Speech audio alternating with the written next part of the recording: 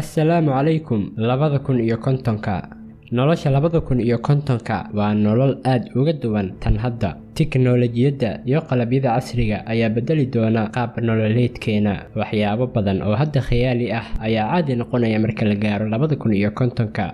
hilib sheybaarka lagu sameeyey ama hilib gacan ku samays ah, aalad sheegaysa cuntada aad cunayso waxa ay ka samaysan tahay, buraashka cadayga oo computerized ah oo xogta caafimaadka ilkahaaga u dira dhakhtarkaaga ilkaha. tiknoolajiyadda ayaa kor u qaadaysa tayada daryeelka caafimaadkaaga.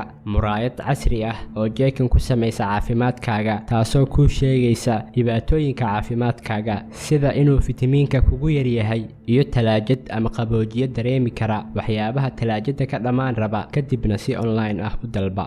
sidoo kale musqulo kombiyuutar lagu qalabeeyey, wadooyin webiyada korkooda mara. xitaa waxaa laga yaabaa inaad aragto gawaari duula iyo gawaari lagu qalabeeyey tiknoolajiyad ka dhigaysa inuu isaga iswado.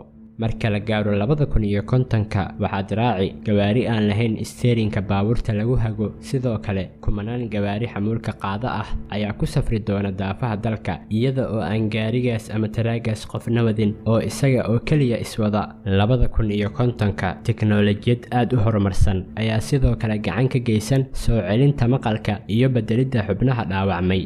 boqolaal dareemayaal ama sensaris ah ayaa lagu dhejin doonaa dharka iyo guryaha si loola socdo caafimaad qabkeena. 2050 aaladaha ayaa qaban howlaha caajiska, shaqooyinka adag iyo howlaha khatarta leh si ay aadanaha uga badbaadaan dhibaatada iyo halista. marka la gaaro 2050 artificial intelligence ama aaladaha caqliga macmalka loo sameeyey ayaa qabanaya shaqooyinka ay qabtaan bani'aadamka. waxay baari doonaan oo ay daaweyn doonaan dadka xanuunsan ee bukaanka ah, iyo kala hagidda iyo maareynta baabuurta. 2050 artificial intelligence ama aaladaha caqliga macmalka loo sameeyey waxay qaban doonaan shaqooyinka sida macallinnimada, cunno karinta, farmashiiste, kaasheer, saraakiil iyo xirfado kale oo kala duwan. marka la gaaro 2050 waxaa meesha ka bixi doona dhammaan caqabadaha isfahamka luqadaha kala duwan ee caalamka.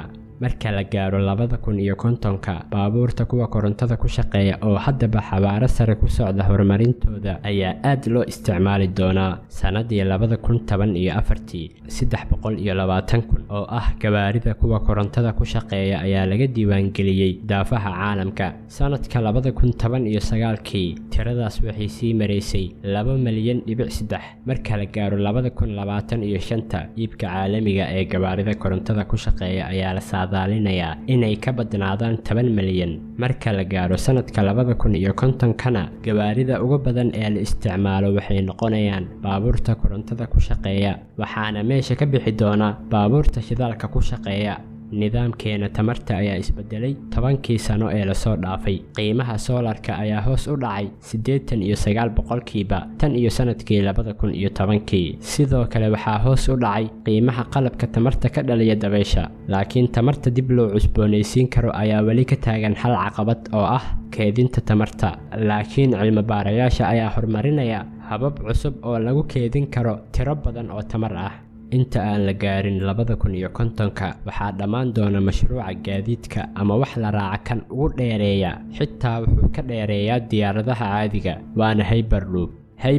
waxa uu ku socdaa xawaare gaaraya 220 kilomitir saacadiiba, taas oo yareynaysa waqtiyada safarka marka la barbar dhigo ku safrida tareenka ama diyaaradaha.